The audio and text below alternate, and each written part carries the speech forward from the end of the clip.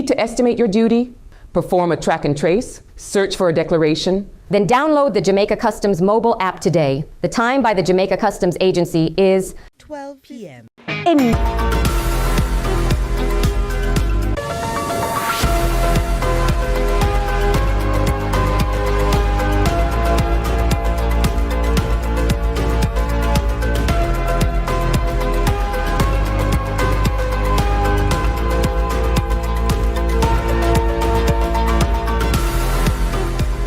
Good afternoon and welcome to CVM News at Noon. It's Thursday, October 30. I'm Giovanni Dennis. It's another special edition of News at Noon as we continue to track Melissa, the aftermath of the most destructive hurricane to hit Jamaica. Up first, more details are emerging about the scale of destruction left in the wake of the most devastating hurricane to hit Jamaica. At least 6 bodies are said to be decomposing in parts of Westmoreland as communities remain inaccessible following the passage of Hurricane Melissa. Now, images shared with CVM News shows flattened and roofless buildings in the eastern parts of the parish. Residents have told CVM News they feel the destruction and the devastation in the parish has so far been underrepresented. Member of Parliament for Eastern Westmoreland, Dr. Dayton Campbell, says up to this morning there was no access in and out of the parish.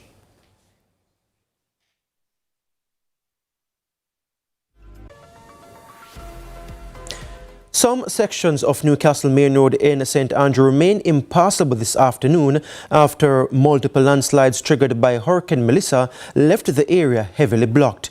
Newcastle was among the hardest hit communities in St. Andrew, with some residents saying they are struggling to pick up the pieces. Marcia Williams has lived in Newcastle, St. Andrew for many years. She's weathered many storms, including Hurricane Gilbert, but she says nothing could prepare her for what Melissa had in store. I was following the bulletin with the storm first, and I said, oh, honestly, let me tell you, oh, this girl here takes so long to come. She confused. And watching it until it decided mine. And I stand up outside and watch it till the tail, let's say we get up here. And I watch it until it. And I was like, mercy, mercy, mercy, Lord, mercy. I was just praying. And while I was there praying, I just see like the wind just do and leave. And after I leave, I hear around the hour, boom, boom, boom. So I run out. And when I run out, it wasn't this. I see what's going on around here. But it's this one here, history. This one is real history. History, painful, tears. Sweat. All when the rain fall, may I sweat. Melissa was especially painful for her as it brought back memories of Hurricane Gilbert when she lost her 5-year-old son. I wasn't living here at the time. I was living in Garden Town, a place named Sugarloaf. I don't know if you know about that. And the house that blew up. So I did have 4 kids and my neighbor kids, and we're trying to get them in a safe place. And as we pass like here, so the hillside just come down. And I just see all of them go away in the mud. And he was the only one that a stone knock. And that is it. His name was Daniel. Yeah.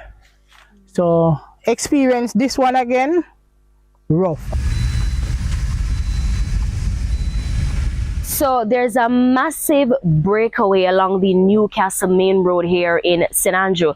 Our news team was on our way to see that breakaway. However, the road is completely impassable. This is, like I said, along the Newcastle Main Road in the Blue Mountain area here in St. Andrew. Now, What you're looking at right there is a car. It's a white Toyota Probox. Now, I spoke to some residents just now who told me that the car was actually parked in the driveway further up there. However, you can see that a landslide happened. Trees, zinc, everything came down into the roadway, including the car that was parked.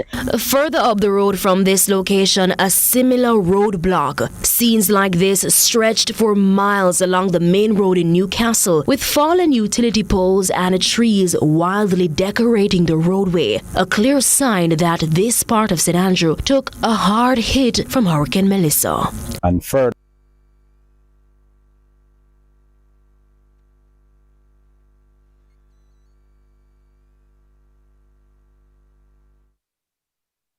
And we do apologize for the absence of the audio on the second part of that report. In the meantime, Category 5 Hurricane Melissa has transformed the landscape of Danvers Pen, St. Thomas, washing the Morant Johnson River through the community and eroding the main roadway into fragments. Homes have been already flooded and swept away in the torrent, as what was once a normal residential street now resembles a riverbed, and the community is left to dry up the remains. Crystal Williams tells us more. We need help, bad, me I tell the Prime Minister Andrew Wallace. We need help in this. These laments from a resident in Danvers Pen, where a section called Old Road has been completely eroded by floods from Hurricane Melissa. In fact, the Morant Johnson River that runs through Danvers Pen and Seaforth became so forceful that it began to run through homes in the community. While residents are relieved that no deaths have been recorded at this time in the area, they are still disheartened that their property has been damaged. The dresser, fridge, everything damaged in my house right now. Everything damaged in it right now. No save right now. If you see dirt, mud, we can't live so. No time at all, we cannot live this way. Sharu Stevens, councillor caretaker for the Seaforth Division, says 3 houses have been washed away and the one behind her has experienced severe damage, almost to the point of collapsing. She adds that she was in the area the night before and where the river is now running used to be dry. There was land there, I was standing there, and everything gone with it now.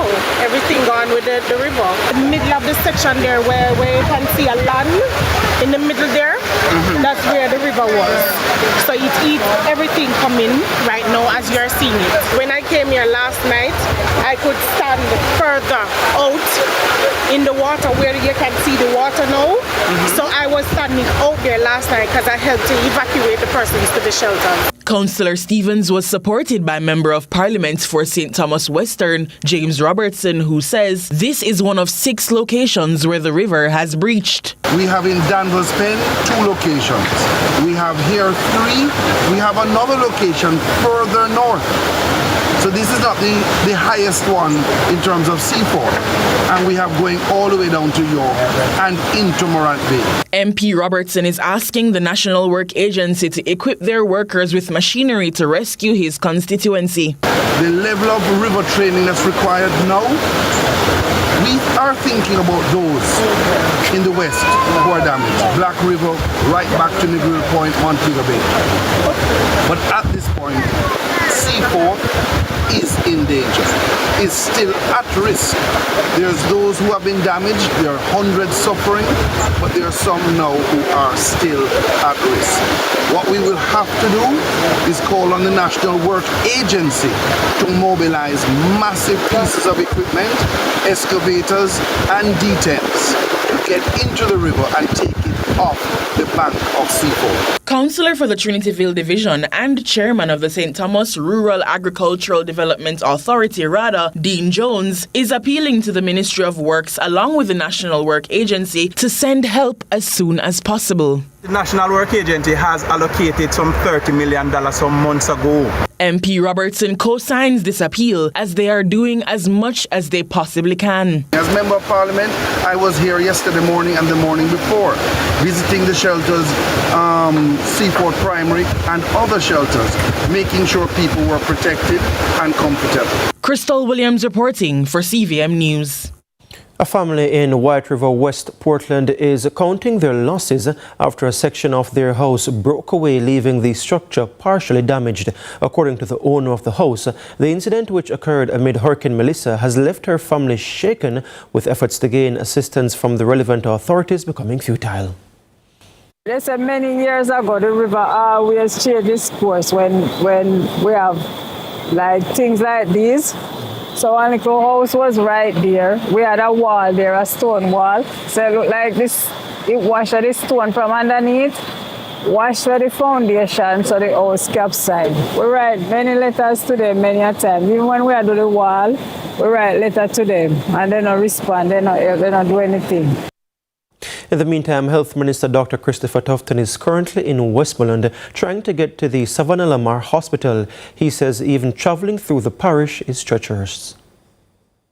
In Negril, trying to work my way to Sub Hospital. The roads are a little treacherous, but we're taking our time.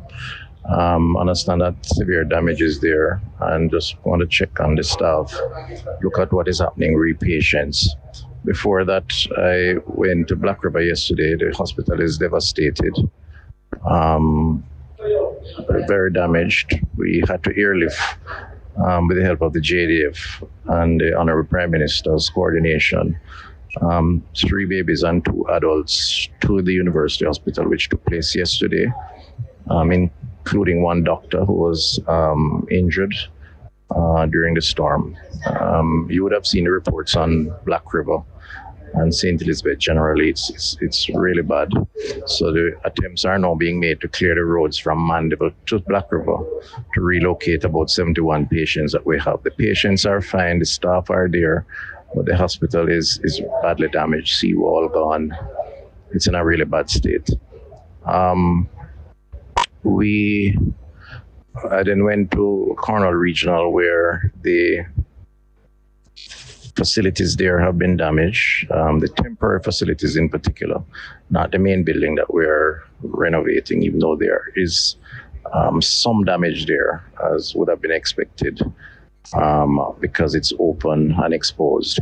But the areas where we house patients, the maternity ward, the general ward space, which were extensions of the nurses' quarters, the balconies were converted into ward space just by covering with roof and electrics.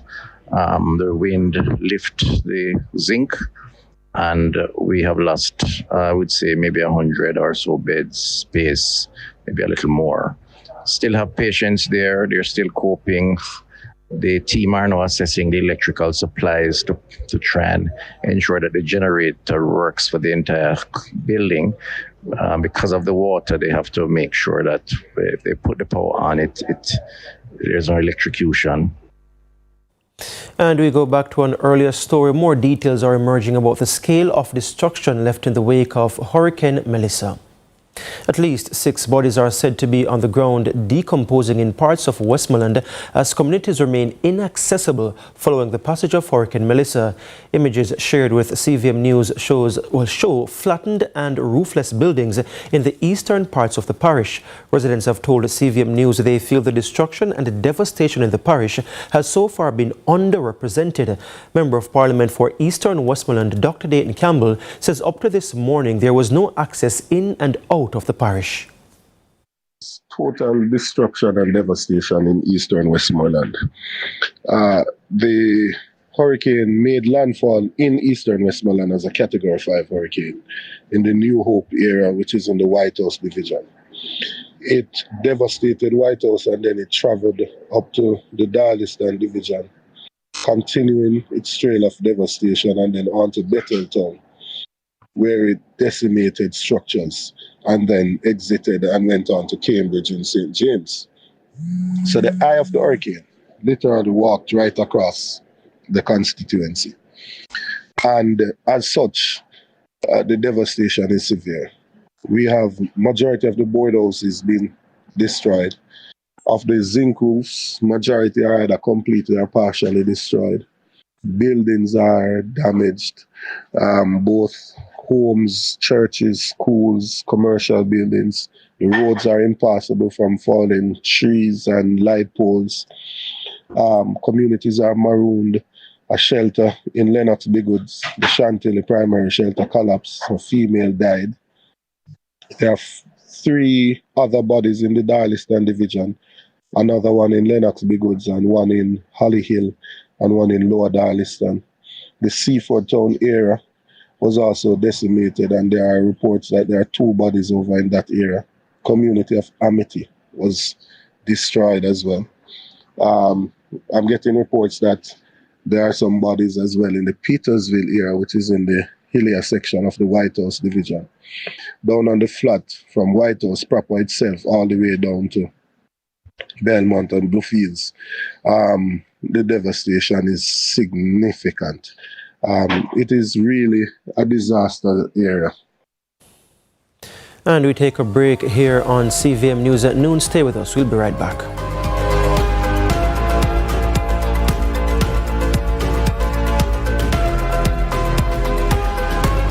A loan?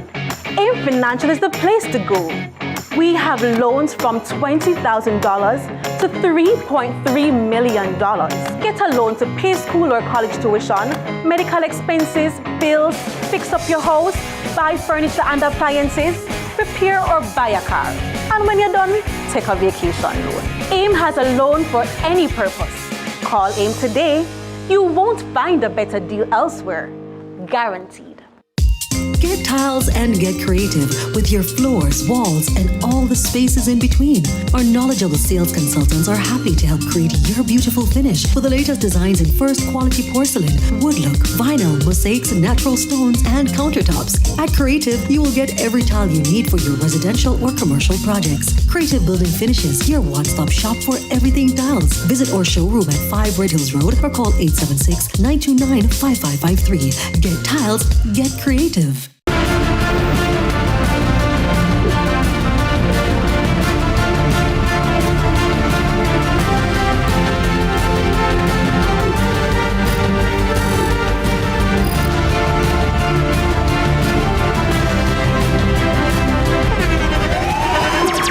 The internationally acclaimed On Stage with Winford Williams. At a new time, Saturdays at 8 p.m. on CVM TV. So much more than entertainment. Hey everybody, I'm Yendi, and this is Odyssey with Yendi. In this space, we connect with some of your favorite people as they share their journeys. Here we have some unfiltered conversations as we deep dive into their inspirations, motivations, and experiences to inspire our own life journey.